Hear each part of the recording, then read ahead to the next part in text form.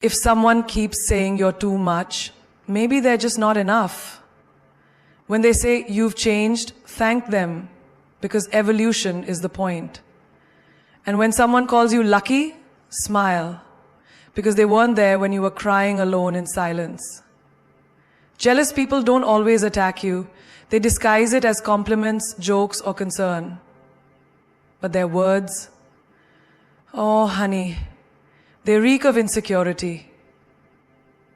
Let's talk about the words jealous people always use and what they really mean underneath. Because once you recognize the language of envy, you'll stop internalizing their limits. You'll stop shrinking just to make them comfortable. These two words, just two, can feel heavier than an entire book of insults. Not because they're loud, but because they're soaked in judgment. And the irony, you're supposed to feel bad for evolving. You're supposed to feel guilty for growing, glowing, and going beyond the limits that once defined you. Think about this. When a caterpillar turns into a butterfly, no one says, you've changed. They admire the wings, but when you grow out of people's comfort zones, they don't clap. They criticize. Because your transformation makes them question their stagnation. Let's say you were once the person who said yes to everything, to last-minute plans, to emotional labor, to being there even when no one showed up for you. You were the always available friend, the one who understands. Then one day, you started saying no. You started choosing peace over pleasing. And suddenly they say, you've changed. But here's the truth. You were not born to stay the same, just to keep others comfortable. When someone says you've changed, what they often mean is you're no longer easy to manipulate. You no longer respond to chaos. You no longer explain your worth. You no longer tolerate disrespect masked as humor. That's not changing. That's evolving. That's leveling up. That's becoming unrecognizable to the people who only loved you when you were broken. Picture this. You used to party every weekend. You used to surround yourself with noise, distraction, drama, anything that helped you escape your pain. But then, something in you shifted. You started waking up early, reading books, protecting your energy. You found peace in silence, power in solitude. And those same people who used to be your ride or die, they now say, you're different. Yes, you are. Because you realize that growth doesn't happen in chaos. It happens in quiet. In decisions made alone at midnight when no one is watching. And not everyone will understand that. Sometimes even family says it. You've changed. Maybe you no longer accept emotional guilt tripping. Maybe you don't let them decide who you should marry, what job you should take, or how you should live. The moment you stop living by their script, you become the villain in their story. But let me ask you this. Is it better to be the villain in their version of your life or the hero in your own? Think of your workplace. You used to blend in, laugh at every joke, agree with every decision. But now, you speak up. You set boundaries. You bring results without sacrificing your mental health. And your co-workers murmur, she's not the same anymore. Good. Because blending in never created impact. Growth requires standing out. You see, people who truly love you will celebrate your change. They'll evolve with you or cheer you on from wherever they are. But jealous people, insecure people, they'll shame you with nostalgia. They'll say, remember when you were more fun? Remember when we used to be close? Yes, you remember? And that version of you was tired, drained, lost, and playing small. You don't owe anyone a return trip to your past. You've changed because you were meant to. You've changed because staying the same was killing your soul. You've changed because evolution is the only evidence that you're truly alive. So when they say it, let them. When they whisper it, smile. Because every time someone says you've changed, they're unknowingly confirming what you worked so hard for. That you're not who you were, you're becoming who you were always meant to be. You think you're better than everyone. It's not a question, it's an accusation. And it usually comes from people who are secretly threatened by the way you've started owning your worth. The truth is, they don't actually believe you think you're better. They're just uncomfortable because you stopped thinking you're less. When you were quiet, humble to a fault, constantly doubting yourself, constantly asking for permission to exist, they loved that version of you. You were easy to predict, easy to manage, easy to overlook. But the moment you started walking into rooms with your head high, the moment you stopped apologizing for your brilliance, suddenly you're too confident, too loud, too full of yourself. Let's take a simple, everyday example. You used to work in the background while others took the credit. You were okay with it, right? You told yourself it's not about recognition, but deep inside, it hurt. Then one day, you started speaking up in meetings, asking for what you deserve, saying no to being used like a silent machine. Now people whisper, she thinks she's better than us. No, you don't think you're better. You just finally started treating yourself the way you should have been treated all along. Or maybe you're the one in your family who broke the cycle. Everyone stayed stuck, repeating patterns, blaming the world, settling for less. But you dared to dream. You got your worth. You were praised not for your value but for your compliance. But now you've set your price. You don't chase clients, they chase you. And here comes the bitterness. She's changed. She acts like she's too good for us. No, you just know your worth. And the moment you realize your value, those who benefited from your discount mindset will call it ego.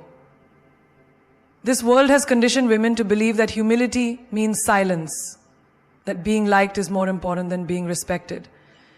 But here's the raw truth. They don't want you to think you're better because they prefer when you think you're not enough. Here's what nobody tells you. Confidence scares people who rely on your insecurity to feel secure. They feel safe when you doubt yourself because it means they don't have to compete with your light. But when you step into your power, they feel exposed. So they say, you think you're better than everyone, and deep down, what they're really saying is, you're no longer willing to play small for my comfort. You're no longer accessible to my manipulation. You're not bending, and that threatens me. You don't think you're better, you just know you deserve better. You don't think you're above anyone, you just stopped placing yourself beneath everyone. Now, you did. Now, you're distinct. You're precious. You're precious. You're precious. You're precious. You're precious. And you know what saves you from that? And if your confidence looks like arrogance to the insecure, so be it. Let it. They say it with a smile, but it's not a compliment. It's a subtle dagger wrapped in casual words. Because calling it luck is easier than admitting you earned it. It's easier to believe your success was an accident than to acknowledge the silent battles, the private sacrifices, and the relentless discipline it took for you to rise. Let's be real. Luck doesn't wake up at 5 a.m. when no one's watching. Luck doesn't study through the night while your friends are out partying. Luck doesn't invest in self-development while others scroll through life on autopilot. That wasn't luck. That was you choosing growth over comfort again and again. Think about your career. You were told it's all about who you know, right? But you didn't know anyone. You were the underdog, the outsider. You weren't handed opportunities. You created them. You applied for jobs with no connections, got rejected dozens of times, and still showed up. You networked, you trained, you pushed yourself to the edge. And now that you've made it, what do they say? She got lucky. As if luck wrote your resume. As if luck showed up every day when they didn't. Or maybe it's your business. They said it wouldn't work. They laughed at your ideas. They whispered, it's just a phase. And then when your side hustle turned into a six-figure reality, when your product started selling out, they changed their tune. She got lucky. They ignore the nights you cried behind closed doors, the anxiety attacks, the loans, the sleepless grind. They see the glow, but ignore the grind. In relationships too, they say it. She's lucky she found someone like him. No, you healed to attract that kind of love. You didn't just get lucky. You became emotionally available, learned how to love yourself, set boundaries, and stopped tolerating half-loves and emotional scraps. That wasn't luck. That was transformation. Let's not forget health and fitness. People see your body change, your energy rise, your skin glow. Must be nice. She's lucky. She has time to work out. They don't see you waking up before sunrise. They don't see you skipping the junk, pushing through the burn, saying no to instant pleasure for long-term gain. That's not luck. That's discipline on fire. Luck is a story people tell themselves to justify their own inaction. It's a pillow for the lazy. Because if you got lucky, they don't have to feel bad for not trying. If your life happened by chance, they don't have to change theirs by choice. People never see the years you spent underground. They only clap when the flowers bloom, not realizing how much dirt you had to push through. When you were losing sleep, they were sleeping peacefully. When you were investing in your mind, they were wasting time. But now that you're shining, they act like you tripped and fell into greatness. Let them talk. They didn't see the version of you that failed over and over and still kept going. They didn't see the tears you cried in silence because you didn't want to look weak. They didn't see how many times you had to rebuild yourself from ashes when no one showed up for you. So now when they say you got lucky, smile. Because deep down they know it wasn't luck. It was fire. It was faith. It was fight. It was the unshakable belief that no matter how many times life knocked you down, you were going to rise. And not just rise, but rise like a storm. Must be nice. They say it with a smirk, like a casual comment, but you can hear the weight behind it. The resentment, the envy, the refusal to accept that you worked for it, that you sacrificed, suffered, and stayed consistent when it wasn't convenient. Must be nice is the anthem of people who want the result without respecting the journey. They see you driving a new car and they roll their eyes. Must be nice. But where were they when you were driving a beat-up vehicle, scared it wouldn't make it to your destination? Where were they when you were skipping outings? wearing the same shoes for years, saying no to pleasure just so you could say yes to your future. They weren't there when you were budgeting every cent, declining trips, eating noodles while saving every dime. But now you've upgraded your life, and suddenly it's just luck? No, it's alignment, it's effort, it's endurance, it's vision. Think about your emotional growth. You used to get triggered by everything. You used to beg people to stay. You used to be broken by rejection. But then you did the work. You read the books. You sat in silence. You cried. You journaled. You forgave those who never apologized. You rebuilt your spirit, brick by brick. And now, when you're calm in chaos, when you walk away without needing closure, when you radiate peace, they say, must be nice to not care anymore. But they don't know that healing was not a vacation. It was a war. And you fought it alone. What your worth. You were praised not for your value, but for your compliance. But now you've set your price. You don't chase clients, they chase you. And here comes the bitterness. She's changed. She acts like she's too good for us. No, you just know your worth. And the moment you realize your value, those who benefited from your discount mindset will call it ego. This world has conditioned women to believe that humility means silence, that being liked is more important than being respected. But here's the raw truth. They don't want you to think you're better because they prefer when you think you're not enough. Here's what nobody tells you. Confidence scares people who rely on your insecurity to feel secure. They feel safe when you doubt yourself because it means they don't have to compete with your light.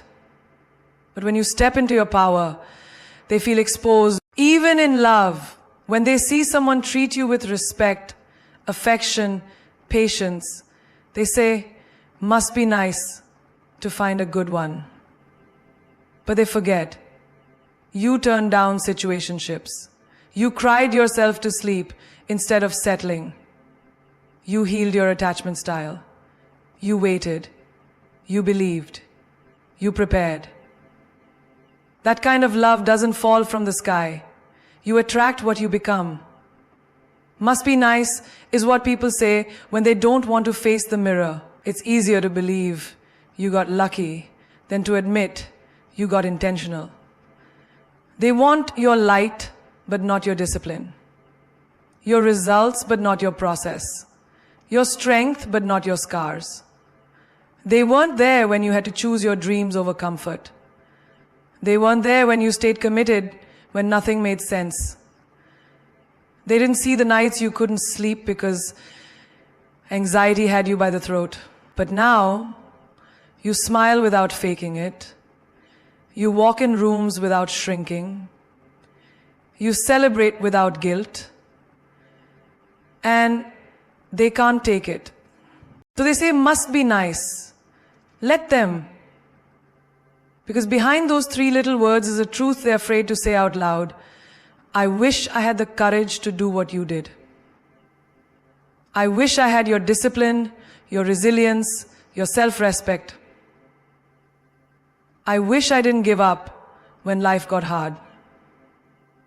What they call nice was never given to you.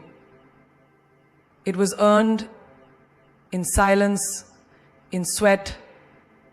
She's just doing it for attention. They say it like a curse. Like a woman stepping into her power, owning her presence, expressing her truth, must always be seeking validation.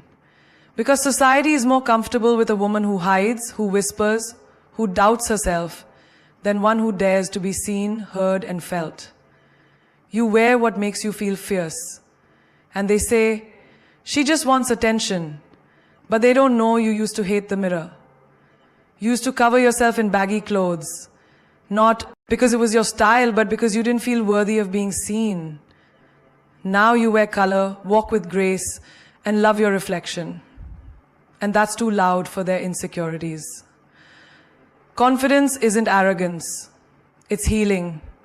It's reclaiming the parts of yourself you were taught to dim. And if that draws attention, so be it. You're not dressing for attention. You're dressing for liberation. You post your wins, your growth, your voice online, and they roll their eyes. She's just doing it for attention. But where were they when you were crying in the bathroom, doubting every step, wondering if you'd ever make it out of that mental mess? Where were they when you were in survival mode, working 3 jobs, holding back tears while holding up your family? Now that you speak with power, now that your story inspires others, they reduce it to a performance. But truth isn't performance. It's courage with a pulse.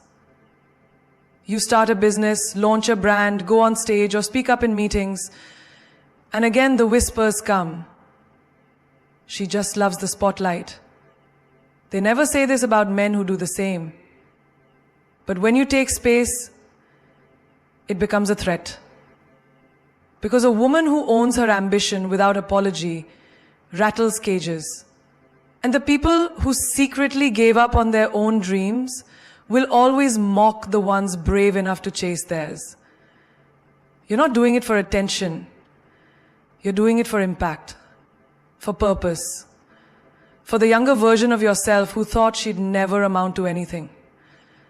Maybe you changed your lifestyle, started working out, eating clean, taking care of your mental health. And suddenly people start saying, you're just showing off. But they don't understand, this glow up isn't for the gram. It's for your soul. It's for the days you hated your body. It's for the moments your anxiety kept you in bed. Every workout, every step, every boundary you set is not about attention. It's about evolution. Even your silence gets labeled. You pull back from drama, stop entertaining people who drain you, and suddenly they say, oh, she's just trying to be mysterious for attention. No, you're choosing peace. You've learned that not everything needs your reaction, that preserving your energy is more powerful than proving your point. You're not creating mystery, you're maintaining mastery. Here's the truth.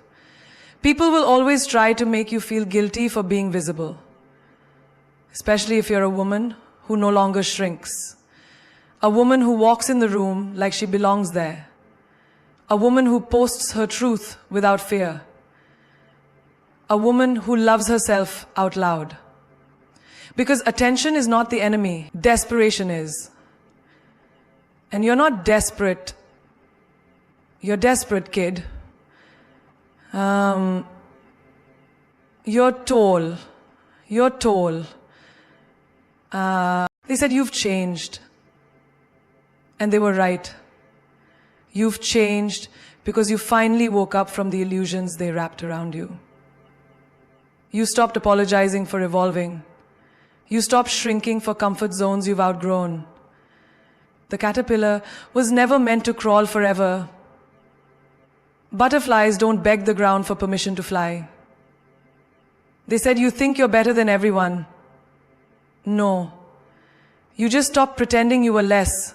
You stopped downplaying your power to make fragile egos feel tall. You stopped lowering your standards to be more relatable. You realize playing small doesn't serve the world, it just feeds the insecure.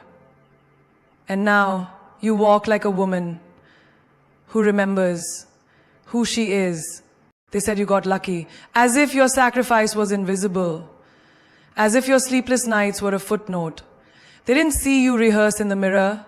They didn't see you fail in silence, rise in secret, and keep going without applause. You didn't get lucky, you got ready. You didn't stumble into success, you bled for it.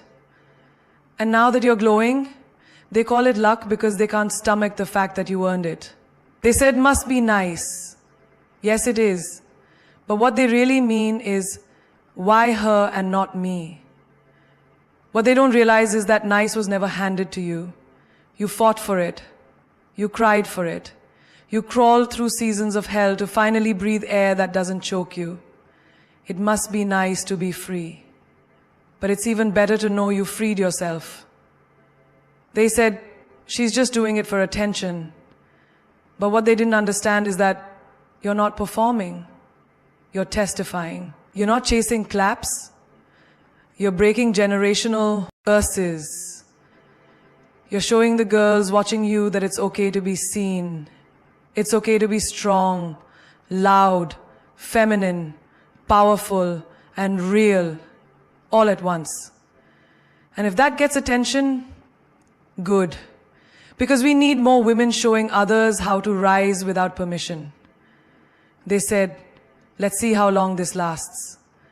And now, here you are, still standing, still shining, still evolving, still climbing. They were hoping for your chapter to end, but didn't know you were just getting started. You are not a spark that fades. You're a fire that fuels generations. Let them talk, let them gossip, let them mock. While they waste breath on your name, you'll be building an empire on your vision. While they laugh at your first steps, you'll be dancing at your finish line. Because you don't need validation, you need discipline. You don't need noise, you need clarity. You don't need their permission, you need your truth. The same mouths that doubted you will one day quote you. The same ones who laughed will line up to ask how you did it. Because history is not written by the comfortable, it's written by the relentless. Remember this, your value doesn't decrease based on someone's inability to see your worth. Stars don't compete with darkness, they just shine. Don't dim your light to make others feel safe in their shadows. Sometimes the greatest revenge is not anger, it's elevation. First they ignore you, then they laugh at you, then they fight you, then they fight you, and then you win. You are not here to be understood by everyone. You're here to inspire the ones brave enough to transform. You are not noise. You are the voice. Not the echo, not the whisper, not the apology. You are the roar behind the silence. So walk with your head high, speak with your heart full, love with fire, create without fear. And never forget, the same people who said, let's see how long this lasts, will one day say, I always knew you'd make it. But by then, you'll be too far ahead to hear them.